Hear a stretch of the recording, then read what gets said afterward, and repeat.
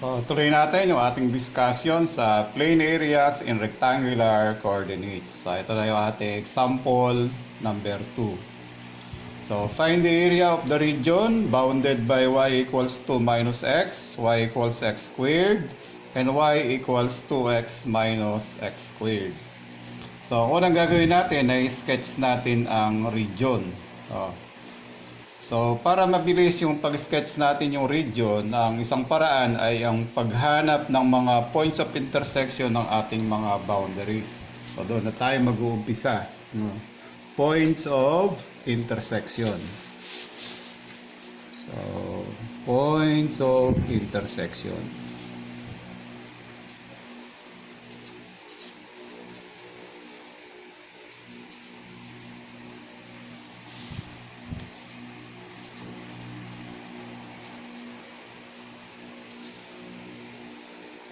So, letter A tayo sa points of intersection. So, letter A. So, hanapin muna natin yung points of intersection ng y equals 2 minus x at saka yung y equals x squared. So, meron tayong y equals 2 minus x and y equals x squared. Y equals x squared. So, sa paghanap ng points of intersection ng dalawang functions na yan, equate lang natin yung y. Y equals y. So, y equals y. So, yung y sa una ay 2 minus x. So, 2 minus x equals y nung pangalawa, x squared. X squared. Kaya rin nun, lilipat natin yung 2 minus x sa kabila. So, kakaroon tayo ng 0 equals x squared and then plus x and then minus 2. Kaya rin nun, mag-factor tayo. So, 0 equals, so, may factor siya na x plus 2 at x minus 1. X minus 1. So, x plus 2 equals 0. So, x equals negative 2. Tapos, x minus 1 equals 0. So, x natin equals 1. Kaya rin nun, solve natin yung corresponding y nung negative 2 tsaka yung x equals 1. So, pwede natin gamitin either yung y equals 2 minus x o kaya naman ay yung y equals x squared. So, gamitin natin yung y equals x squared. So, from y equals x squared. From y equals x squared. So, una, when x is negative 2. So, when x equals negative 2. Magkakaroon tayo ng y equals negative 2 squared. So, the answer is 4. Pangalawa, when x is 1. So, when x equals 1. So, gamitin rin y equals x squared. Magkakaroon tayo ng y equals 1 squared. So, equals 1. So, meron tayong points of intersections o points of intersection na negative 2, 4 at saka 1, 1 ng y equals 2 minus x and y equals x squared. So, sketch natin yung plot natin, yung dalawang points natin na yun. So, gain muna tayo ng lapis. So, gawa tayo ng y-axis. Y-axis. Tapos, x-axis. Okay? So, ito yung ating y-axis,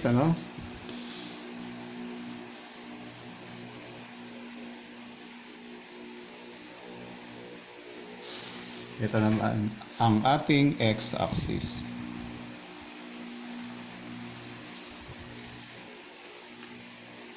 So, meron tayong point na x negative 2, y ay 4.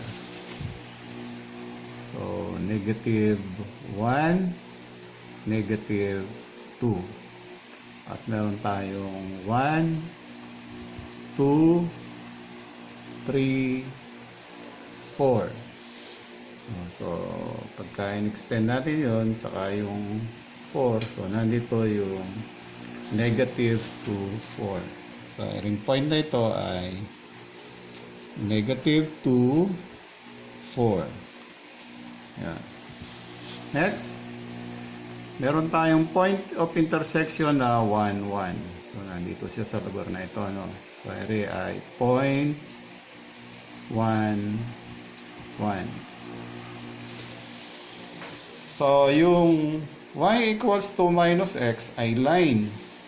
Meron na tayong 2 points and 2 points determine a line. Kaya pwede na natin i-sketch yung line na y equals 2 minus x. So, sketch natin yung line na y equals 2 minus x.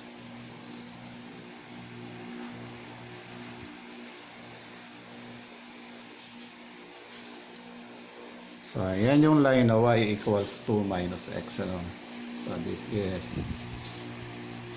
y equals 2 minus x.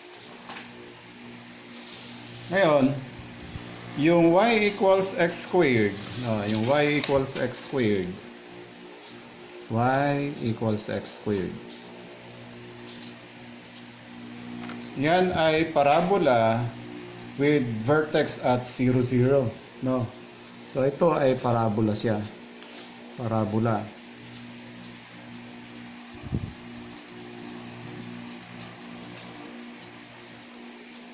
At ang vertex niya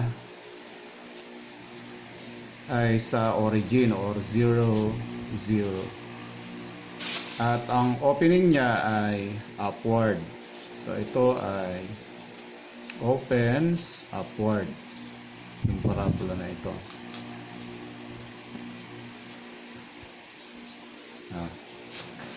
Y equals x squared.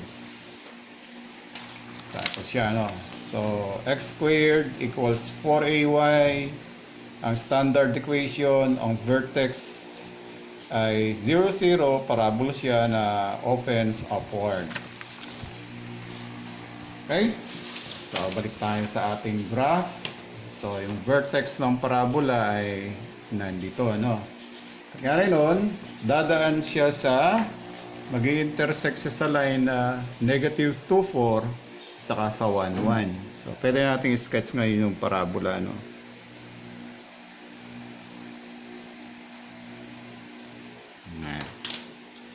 So, gamit tayo ng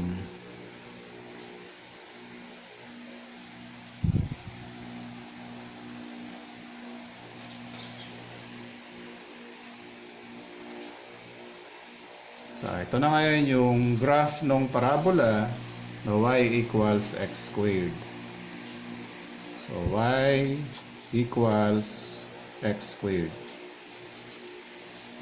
Okay? Next, letter B tayo, no? Letter B.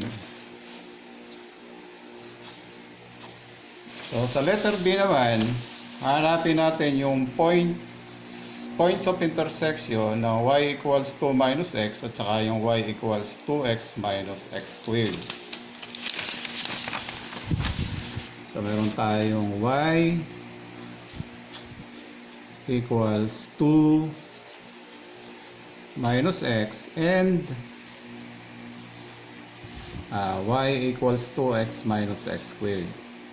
Y equals 2x minus x squared.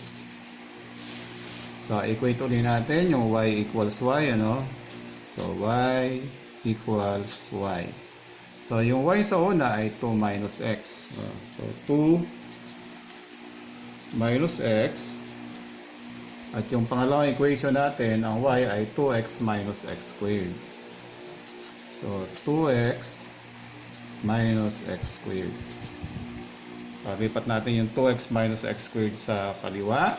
So, magkakaroon tayo ng x squared and then minus 2x minus x and then plus 2 equals 0. Tapos, negative 2x minus x ay negative 3x. So, x squared minus 3x and then plus 2 equals 0. Kaya rin nun, mag-factor tayo.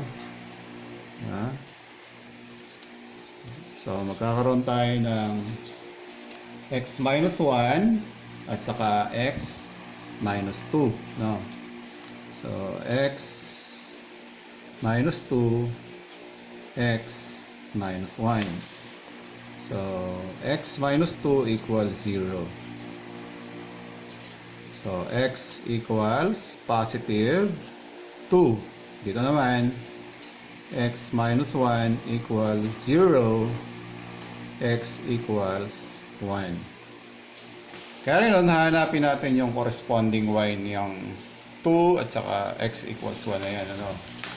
So, pwede tayong gumamit kahit alin sa dalawa. So, gamitin natin ito. Ano? From y equals 2 minus x. So, from y equals 2 minus x. So, when x una equals 2. No, when x is 2. So, ang y natin ay 2. So, yung x na yun, papalitan natin ng 2. So, magiging 0. No.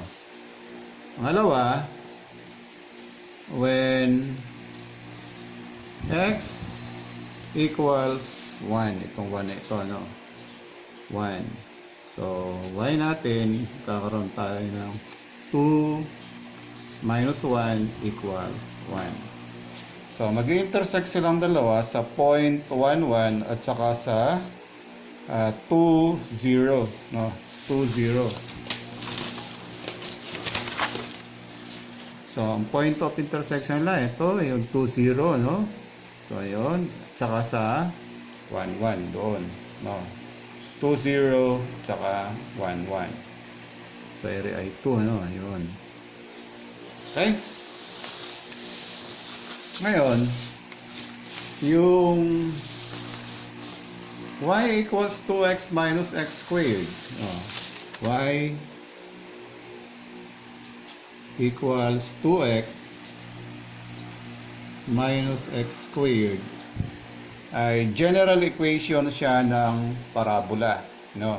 So, para madali nating makita yung vertex at saka yung opening ng parabola na ito, ay susulat natin siya sa standard equation. So, lipat natin yung x squared saka yung 2x sa kaliwa. So, magkakaroon tayo ng x squared and then minus 2x. Tapos, lipat natin yung y sa kabila. So, magiging negative y. Kaya rin magkukompleting the square tayo dito sa kaliwa, no? So, 2 divided by 2 ay 1, then squared 1. So, mag-a-add tayo ng 1 both sides. So, x squared minus 2x and then plus 1. So, equals negative y and then plus 1. Tapos, pa-factor natin ito, no? At may factor siya na x minus 1 and then quantity squared. Ito naman, pa-factor natin yung negative, no? So, magkakaroon tayo ng y minus 1. So, yan na ngayon yung standard equation ng parabola, no? X minus 1 squared equals negative y minus 1. So, ito siya, no? So, kung may standard equation tayo na x minus h squared equals negative 4a y minus k, ano? So, parabola siya na with vertex at hk, no? At ang opening niya ay downward. So, ito ay parabola, no? Parabola siya. Yung y equals 2x minus x squared, siya ay parabola.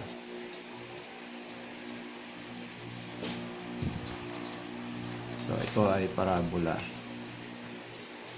Ang vertex niya ay sa 1, 1, no? Equate lang natin yung x minus 1 sa 0, so yung x ay 1. Dito naman, equate natin yung y minus 1 sa 0, so yung y ay 1. Pagkatapos, ang opening niya ay downward, ano? So, opens downward naman siya. So, opens downward. Downward.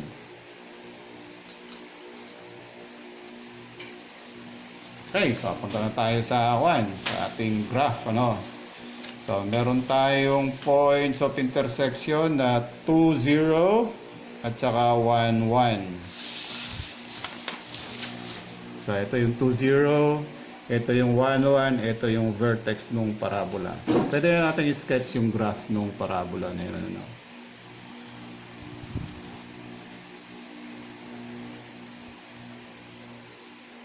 So, ito na ngayon yung parabola natin na y equals 2x minus x squared, ano? So, y, no, equals 2x minus x squared. Okay, so let us identify the region now. So, the region is bounded by the line y equals 2 minus x. The parabola y equals x squared and another parabola y equals 2x minus x squared. No? So, ito ngayon yung ating region. Ito.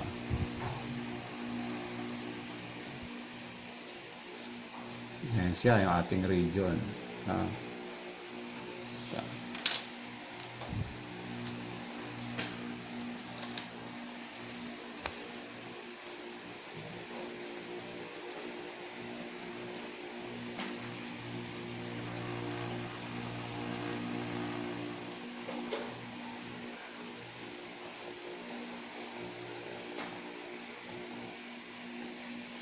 okay, so yan yung ating region.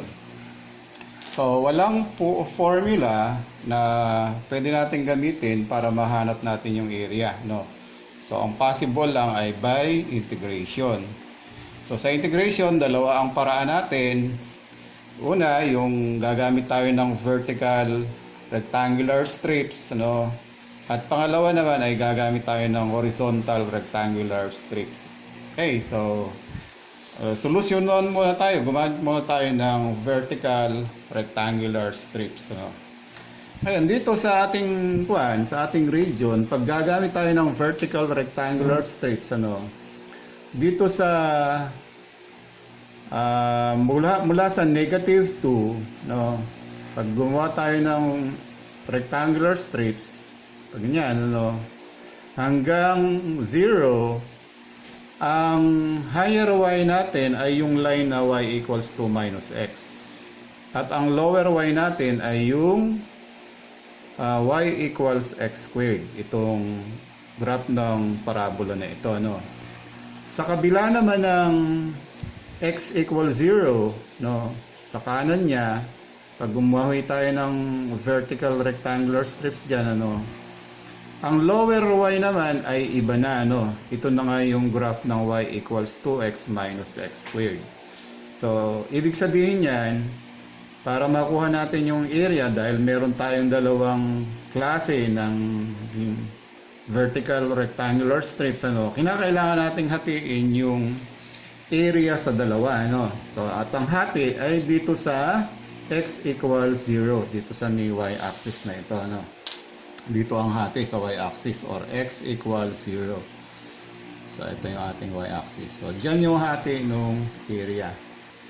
Ito yung ating x-axis, ano? Ayan. So, kakaroon tayo ng area 1. Ito. Tawagin natin itong area 1. At ito naman ay tatawagin nating area 2, ano? So, ito. Tawagin natin siyang area 2. Ayan. So that area of the region, area equals area 1 plus area 2. Ayan. Okay, so solve natin ang area 1. So that magguhit tayo ngayon ng ating representative rectangular strip, ano. So lagi kasama sa solution yung representative rectangular strip natin. Kasama yan sa solution, ano. So ito yung ating representative rectangular strip. Yan. So ito yung length natin at ito yung width natin, ano. So pag vertical strip, ang length ay y high minus y low, no? So yun yung ating formula ng length pag vertical strip. So solve natin yung area 1. So begin with dA1. dA1 equals length 1 times the width, no? So yun yung ating formula. So yung length, dahil vertical strips tayo, so ang length niya ay y high minus y low, no? Y high minus y low. So y high 1 minus y low 1, and then times the width. Pag vertical, ang width natin ay dx. So integrating both sides, ano, so area 1 now is the integral from A1 to B1, no, of y high 1 minus y low 1, and then times the width na dx, ano. Substitute natin yung mga values natin, ano. So ang pagsama-sama ng area ng rectangular strips ay magsisimula tayo sa point na ito, ano, papunta rito sa kanan, at yun ay x equals negative 2. So yung A1 natin ay negative 2, hanggang makarating tayo sa area ng huling rectangular strip, at dito ay hanggang sa y-axis or x equals 0, no, hanggang doon, hanggang x equals 0.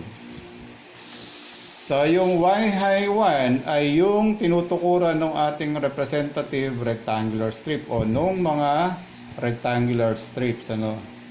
At kita nyo, nakatukod siya sa line na y equals 2 minus x. So yun yung ating y high 1, 2 minus x. So sulat natin yung y high 1 natin, ano, 2 minus x. So ayan yung ating y high 1, and then minus y low 1. So yung y low 1 naman ay yung tinutukuran ng mga rectangular strips sa ibaba, no. At kita nyo, from 0 to negative 2, ano, nakatukod siya sa y equals x squared. So minus x squared. So minus x squared, and then dx. Okay. So pagkara niyan, i-integrate natin, ano. So integral of 2 dx ay 2x. So 2x. Integral of x dx ay x squared over 2. So meron tayong negative x squared over 2.